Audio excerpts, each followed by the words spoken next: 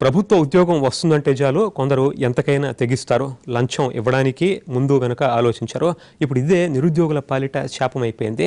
సింగరేణిలో ఉద్యోగాల పేరుతో భారీ స్కామ్ బయటపడింది.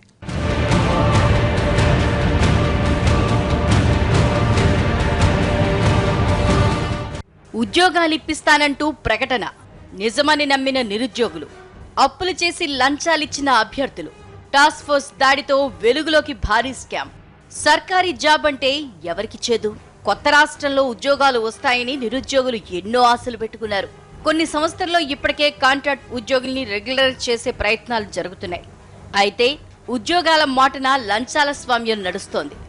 జాబ్ వస్తే చాలనుకుంటున్న కొందరు నిరుద్యోగులు లంచం ఇచ్చేందుకు కూడా వెనుకాడట్లేదు. సింగరేణి లాంటి సంస్థల్లో పోస్టులు ఎప్పుడూ హాట్ కేక్లే. అదే భారీ స్కామ్ జరిగేందుకు దారితీసింది.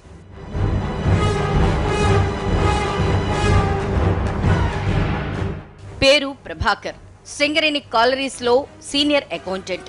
ప్రభాకర్ కింద వందలాది మంది ఉద్యోగులు పనిచేస్తున్నారు. ఏడాది కిందట ఇతను కొత్త జాబ్ను తెరపైకి తెచ్చాడు. సింగరేణి కాలరీస్ లో సర్వియర్ పోస్టులు ఉన్నాయని చెప్పుకొచ్చాడు. నిరుద్యోగులకి ఈ విషయం చేరవేశాడు. త్వరలోనే నోటిఫికేషన్ వస్తుందని, పోస్టింగ్ మొత్తం తన కంట్రోల్లోనే జరుగుతుందని ప్రచారం చేశాడు.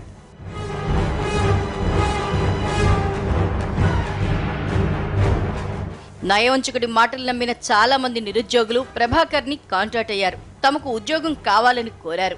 అయితే ఈ అకౌంటెంట్ జాబ్ కోసం చేతులు తడపాలన్నాడు. ఇలా 200 మంది నుంచి ₹1,00,000 కాజేసినట్లు పోలీసుల దర్యాప్తులో తేలింది. మనీ వసూళ్ల కోసం ప్రభాకర్ తన దగ్గర పనిచేసే డ్రైవర్తో పాటు ఓ దూరపు చుట్టాన్ని వాడుకున్నాడు. నిరుద్యోగుల్ని నమ్మించేందుకు ఉద్యోగానికి రాత పరీక్షలు జరుగుతాయన్నాడు. అందుకు చదవాల్సిన మెటీరియల్ తానే ఇస్తానన్నాడు. ఎగ్జామ్ పేపర్లు తన దగ్గరికే వస్తాయని, వాటిని ముందే అందజేస్తానని అభ్యర్థులకు చెప్పుకొచ్చాడి ఖతర్నాక్. ఇంటెలిజెంట్ స్టూడెంట్స్ని సెలెక్ట్ చేసుకోవడం జరుగుతుంది. స్వతహాగా వాళ్ళకి జాబ్లు వచ్చినా కూడా మేమిచ్చిన పేపర్ వల్లనే వచ్చిందని చెప్పేసి వాళ్ళ తర్వాత కూడా వాళ్ళని బ్లాక్మెయిల్ చేసే అవకాశం కూడా ఉంది. దీనికి మధ్యవర్తుల్ని, ఏజెంట్స్ని సెలెక్ట్ చేసుకోవటము, ముందు టోకెన్ అమౌంట్గా దాదాపు వాళ్ళ నుంచి ఒక 10 లక్షల వరకు వీళ్ళు కలెక్ట్ చేయడం జరిగింది. ఒక్కొక్కరి నుంచి 10,000 నుంచి 20,000 వరకు టోటల్గా కలెక్ట్ చేసి నియర్లీ ఒక 10 lakhs కలెక్ట్ చేయడం జరిగింది. ఏడాదిగా చూస్తున్నా ప్రభాకర్ చెప్పిన పోస్టులకు నోటిఫికేషన్ రాలేదు. బాధితులు సింగరేణి అధికారులకు ఫిర్యాదు చేసినా ఫలితం లేకపోయింది. దాంతో హైదరాబాద్ టాస్క్ ఫోర్స్ ను ఆశ్రయించారు. పోలీసులు రంగంలోకి దిగటంతో స్కామ్ గుట్టు రట్టయింది. నిందితులు 3 అరెస్ట్ చేసిన పోలీసులు నగదు, బిట్ బ్యాంకులను స్వాధీనం చేసుకున్నారు. పోలీస్ కస్టడీ తీసుకొని ఇంకా గతంలో ఏం చేశారు, ఇంకా ఇందులో ఈ 3 వీళ్ళు చెప్పిన పేర్లు ఏజెంట్సే కాకుండా ఇంకెవరన్నా సింగరేణి ఎంప్లాయీస్ ఇంకెవరన్నా ఇన్వాల్వ్ అయ్యారా అనేది వాళ్ళ అఫీషియల్స్ని కూడా మేము మాట్లాడి, వాళ్ళ ఇంటర్నల్ విజిలెన్స్ కమిటీ ఉంటుంది, వాళ్ళతో కూడా దీన్ని ఇన్ఫర్మేషన్ షేర్ చేసుకొని ఫర్దర్గా దీన్ని ఇంకా డెప్త్గా పోయే అవకాశం ఉంది.